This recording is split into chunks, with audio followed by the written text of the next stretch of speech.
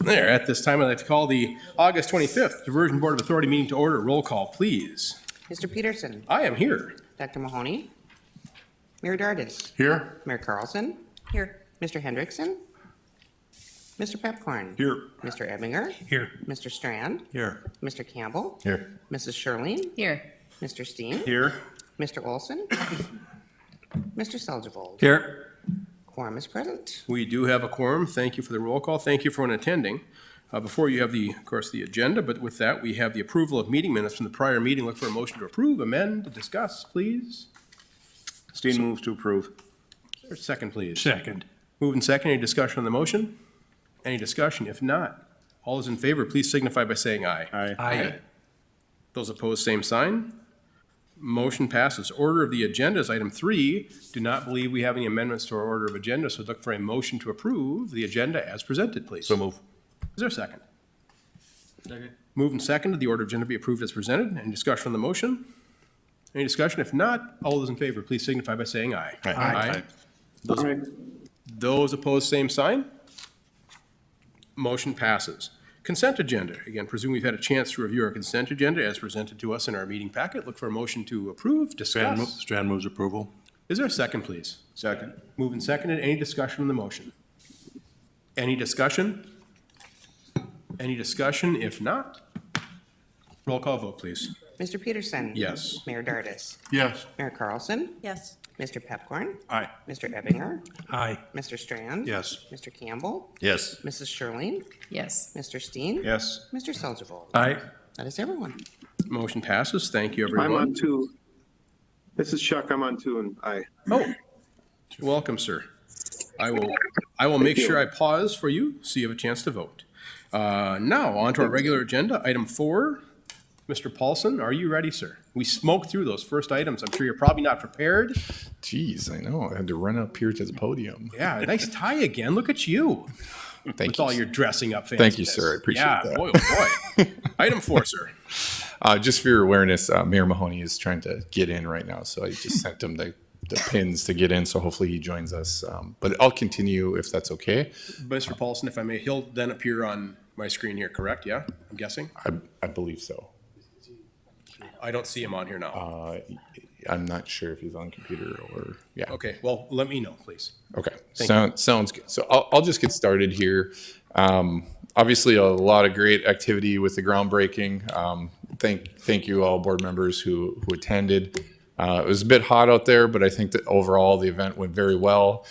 We kept it on time. We had 16 speakers, so that was quite amazing to be able to keep everything on schedule. But great attendance. We had significant media coverage on that. I did send out some links through the board bulletin. So I think you were able to see some of those articles and dig through, but a lot of great coverage.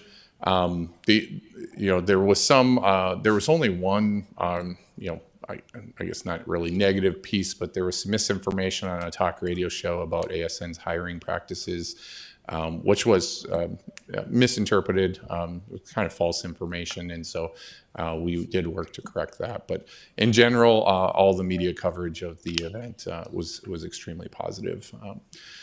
Some project accomplishments. We did complete the abandonment of the Red River Valley Western Rail spur that runs up into Horace.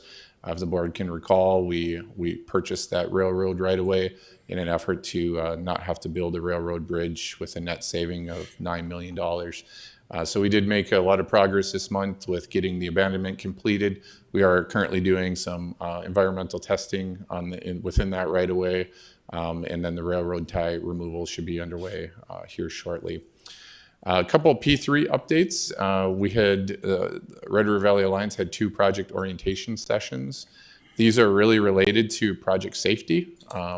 And so anybody who goes out on site needs to have a project orientation. And this would ensure that everybody understands the proper safety protocols and understands how to enter and exit the construction zone. And so we will be continuing with those orientation sessions so that ensure that everybody that goes on site is thoroughly educated on safety practices and requirements. We did issue 2 limited notices to proceed to ASN to begin construction on various activities. We do anticipate full notice to proceed, hopefully by the end of this month. I would also anticipate that they will start full-scale construction on Reach 1 through 3 of the diversion channel this fall, which really would take them from the outlet to I-29 up north by Argusville, where the groundbreaking was. We do still anticipate that their construction schedules will accommodate continued construction throughout the entire winter. So this is going to be an operation now that starts that more than likely will not stop until we're done with the channel. So pretty exciting things and a lot of activity taking place there. So with that, I'll open it up for any questions that the board might have. Any questions for Mr. Paulson?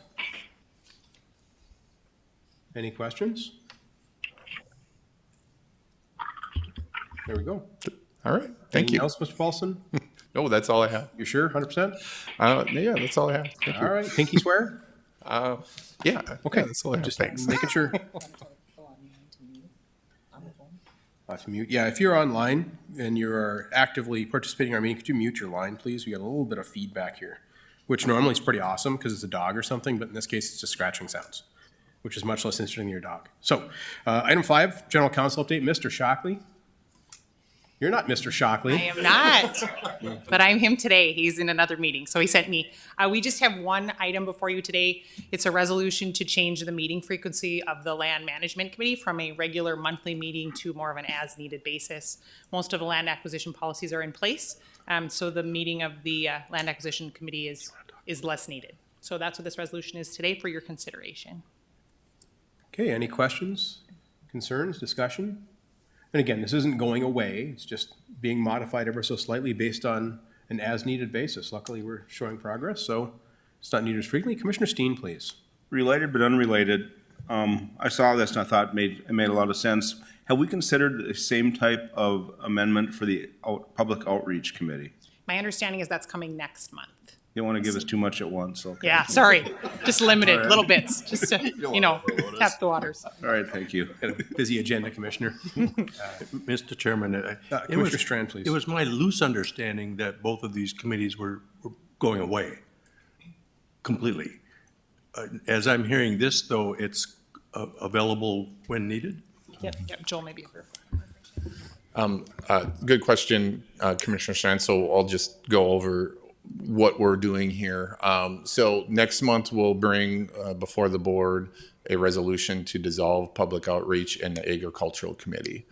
The board has indicated that with the lands committee, it still is a necessary committee for the administration of the project.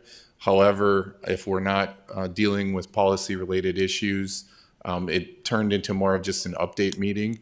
We're also updating on the land status at Cass County Joint, MCC, JPA, and then of course it's in the diversion board packet. So it became a redundant kind of exercise that I think from an efficiency standpoint, it makes sense to suspend the land committee, but keep it in case we need it as issues arise, and then they can deal with it. We can call a meeting and provide that recommendation to the board. Thank you.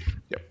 And as a clarification, Mr. Paulson, public outreach is not dissolved is a pretty aggressive word. I would say the important part from my perspective is it's not going away. It's being merged into another committee. Could you I think we'll learn more about that next month, but could you touch on that real quick just to make sure we know what's happening, please? Thank you, Chairman. That's a key part of this whole discussion is the activities of public outreach in the agricultural committee will be merged into what will be known as a planning committee. And so the tasks are not going away, but the planning committee will then encompass many of the policy related items that were previously taken care of in those other committees, as well as other pertinent direction from the board or committee to our staff on how to progress on some particular strategy and issues of that nature. So that's correct. It's not that we don't care about public outreach, because we do. Our needs have changed from project development to now project implementation, where communications is more process related to construction activities versus funding, land acquisition, all of those different things that we've made a lot of progress on, and we already have policy direction.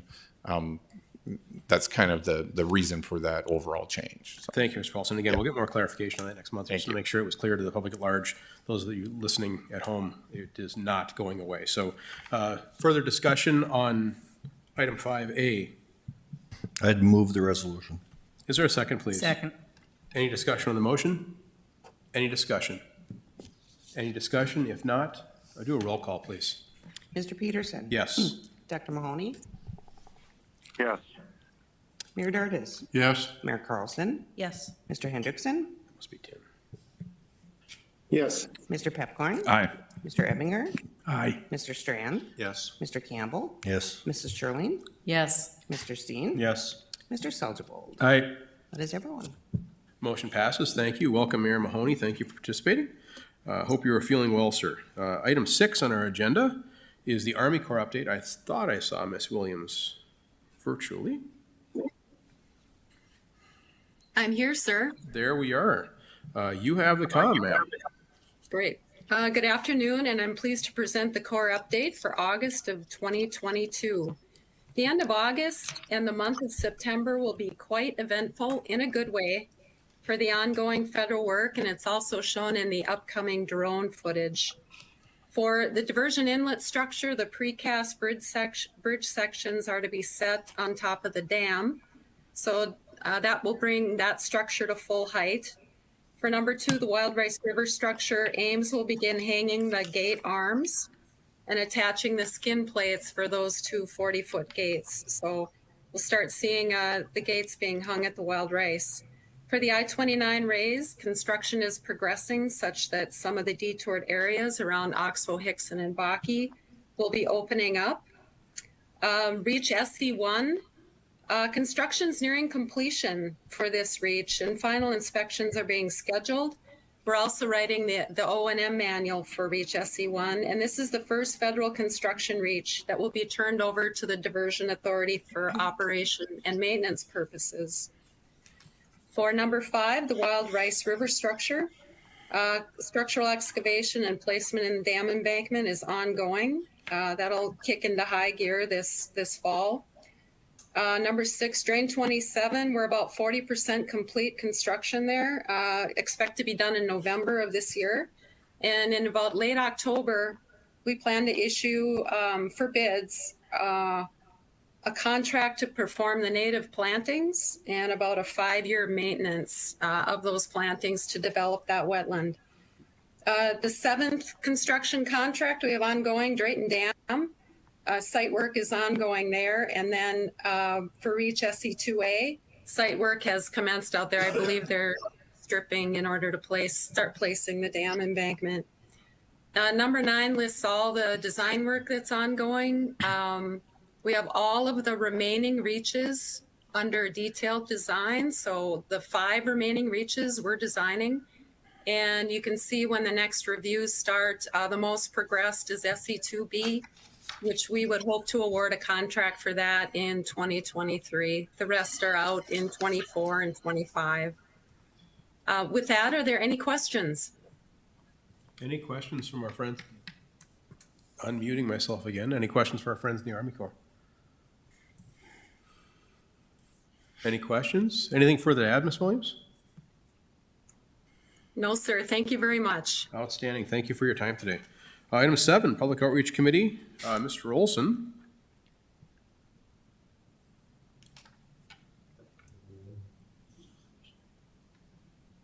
Mr. Olson online? I don't believe he is, but just double checking.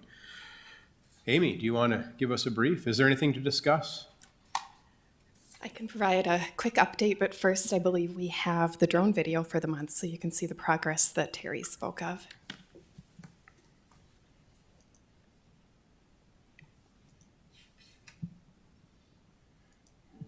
Hi, I'm Tom Fuchs. I recently joined the Metro Flood Diversion Authority as its Senior Construction Manager, and I'm here to provide you an update on progress being made on the FM Area Diversion Comprehensive Project. The project marked a big milestone this month as our public-private partnership developer, the Red River Valley Alliance, broke ground on the 30-mile-long stormwater diversion channel. ASN constructors recently mobilized roughly $50 million worth of equipment, which was purchased locally to start construction.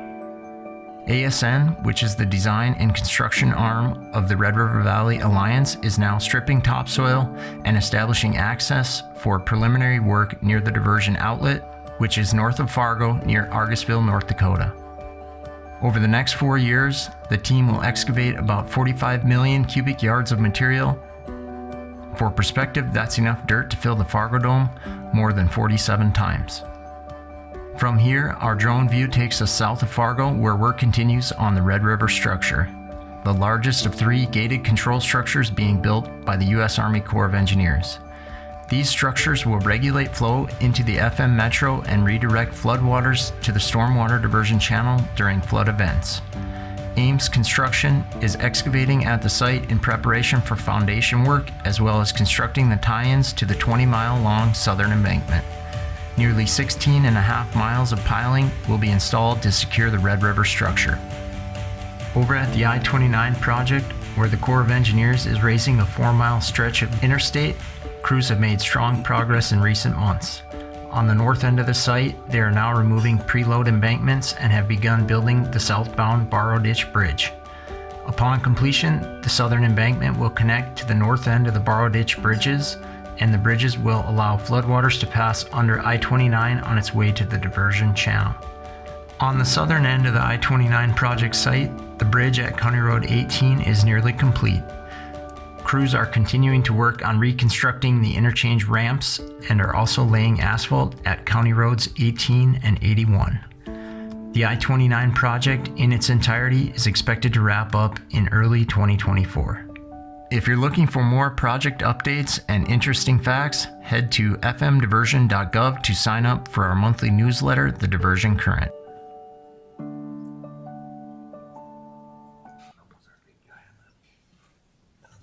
A little bit of activity. Yeah, it's exciting to see all that new equipment moving too. Anything further on public outreach? I can give you a quick update. The diversion current is surpassing all industry averages now with our 3rd issue, so that's pretty exciting and good to see. And then we're just continuing with some of the additional video production that you've seen. You'll start to see some more short form videos appear online, and then we just provided the support, as you know, for the groundbreaking, including a media advisory, and had a chance to introduce Tom in a news release this week as well. So if you have feedback on the board bulletin or the diversion current, feel free to let me know at any time, and I'm happy to answer any questions you might have. Any questions, board members? Any questions? If not, we'll progress on to our next item. Thank you. Next item is land management. Commissioner Sherling, you want to start us off, then Ms. Smith, or Sure. vice versa? Well, we didn't meet, but go ahead, Jody. You can see in your packet that the usual monthly report is there. I do monitor all of the joint board meetings, and I can tell you that there's a lot of activity going on between that group, and my thanks to them, and also to the landowners. Big thanks to the landowners as well. This is a huge effort on everyone's part, and Ms. Smith is up at the podium, and I'm sure she can give you even better detail. Thank you, and good afternoon. Paul, if you'll go to the next slide, if you'll notice today, the report is slightly different than the report that you've seen in the previous packets. What we tried to do is consolidate the information and bring it forward in a manner that may be a little bit more digestible, as we, every month we do close additional property acquisitions, but want to make sure that we're presenting it with the opportunity to look through it. The next slide, we just give an overview of what those maps are. So you can see on our construction footprint, we're about 82.5% complete. So that does include the diversion channel, the southern embankment in town Oxbow and Drayton Dam. And then within the UMA footprint, we're just slightly over 24%. If you remember last month, we're hovering at about 18.5%. So on the next slide, we break this down a little bit further for you. So again, in the southern embankment, we're about 76% complete. Note that the land agents and the land team are making a concerted effort towards this. Not everybody has received their appraisals. We're still waiting for some final drawings from the Corps. So it's not that we could reach 100% right now, but certainly that'll be our goal at the end of the project. And then the upstream mitigation area, again, we have quite a few flowage easement offers sitting on the table. Again, we have some additional flowage easements to work through with the appraisers and get them to the respective joint boards for review and approval. And then we're at nearly 72% for the environmental monitoring easements. And on the bottom, you can see where we've successfully completed the acquisition process. Within the channel, that's 99.5 because there is one parcel that is left to acquire. And I know Eric is working with that personally to make sure that that gets closed. And it was just an oversight on our part when we originally went through that acquisition process. So the next slide, then, we do provide an update of just some key activities that we've been working on this past month. So we continue to work on the negotiating settlement agreements for those who are in the quick take eminent domain process. We are in active negotiations with everyone who hasn't already reached a settlement. I know there was a recent article in the newspaper about this. Within the court system, we have just a little over 20 court cases still pending. Half of those actually have reached settlement, but until we have all the documentation signed and in the system, we don't remove it from the court docket. Again, the rest of them, we are in active negotiations and hopefully we'll be able to reach an agreement with those landowners. The phase 3 flowage easement appraisals and completing purchase offers. So you recently, last March, we released the phase 2, and right now we're starting to release the phase 3. Most of those involve structures, so it may be involving some complexities with relocating farmsteads or personal residences. We are working towards planning, coordinating the last written offers for those phase 2 flowage easements. We're kind of going through a review process internally right now to determine how those will go out. And then we're planning and process refinement for the upstream mitigation area if there's any possible way to do some structure mitigation. This is how the report will come to you. I know in the past couple of months, we've had the traditional report, and then verbally, I'm just giving you some of those percentages, and we thought we'd make that shift over so that you had that visual cue as well. Again, any feedback that you would have of additional information you'd like to see in this report, please feel free to share it with me. We can add it to the next agenda. I'm open for any questions that you might have. Commissioner Strand, please. Thank you, Mr. Chairman. Jody, I'm just curious. Not that many years ago, we were aware of prices being somewhat at a low. The values were down, the concern and impact on the families and the farms, the generational farms was, they were facing a whole different situation than I'm guessing people are facing now with land values having escalated maybe to record highs.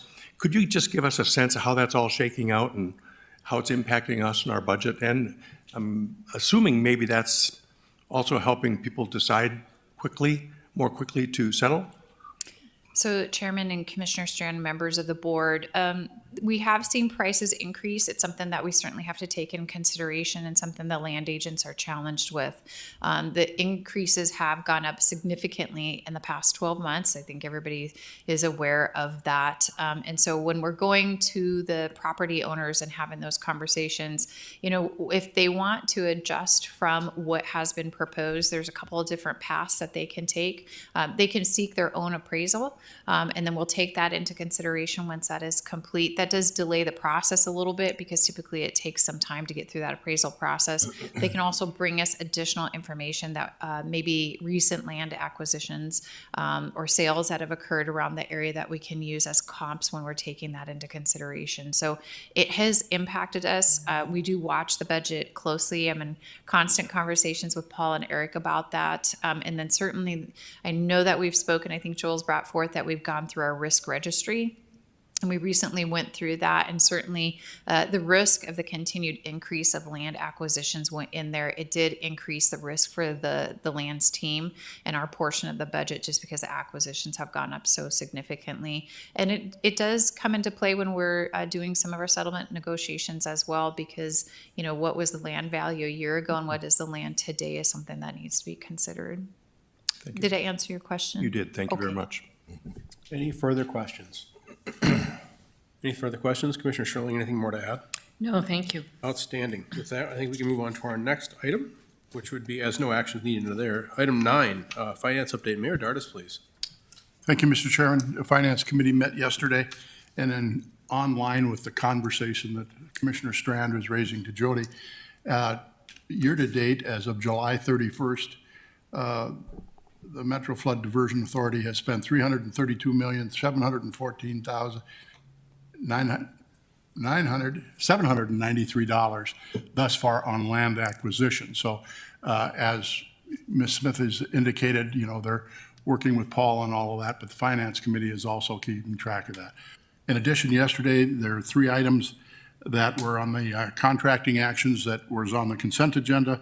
Those items were presented by Mr. Paulson and all unanimously approved, so obviously we move them forward to you. Our cash position at this time, as of July 31st, is we have $149,182,466. And one of the other things that I've been tracking is the legacy bond fund balance. That's some of the dollars that were allocated to us, was $435,500,000. And at this time, we have $178,799,719.89 still available and remaining. With that, one other item that I might want to bring up is the in-town levy work as of July 31st. The dollars that have been expended for that is $195,201,320.79. That's the end of my report. Thank you, Mayor. Any questions for Mayor Dardis or our financial team? If not, I think we progress on to item 10, other business. Anything for other business? Team members, Mr. Paulson, anything for other business? With that, we can move on to our next item. Our next meeting will be September 22nd, and I've been told to inform both our friends on this board as well as the public at large, our full lunch and learns are slated to start September 1st at the Amber Valley office, which is 4784 Amber Valley Parkway. We'll get an update accordingly from our team members, I sure hope, but we are shifting where we've been holding those in the past. And with that, I have nothing more to add. Board members, anything more to add? If not, look for a motion to adjourn. Is there a second, please? Second. All those in favor? Aye. We stand adjourned. Thank you, everyone, for your time today.